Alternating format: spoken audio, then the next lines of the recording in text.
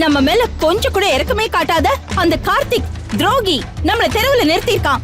அவன் பொழிச்சிட்டு போட்டுமா? ஆனா அந்த எதிரி தானே நம்ம கார்த்திக துரோகியா மாத்திரம் ஜானு. புரியுது கௌதம். ஆனா கார்த்திக் அஞ்சலி இங்க நம்ம வீட்டுக்கு வந்தப்போ நீங்க இந்த மாதிரி பேசலையே. உண்மைதான். ஆனா கொஞ்சம் யோசிச்சு பாரு. நான் இந்நேரம் சைன் பண்ணாம இருந்து ப்ராஜெக்ட் SSK கைக்கு போச்சுன்னா அவன் இன்னும் ஸ்ட்ராங் ஆயிடுவான். அவனோட அடுத்த குறி கார்த்திக்கும் அவனோட கம்பெனியும் தான்.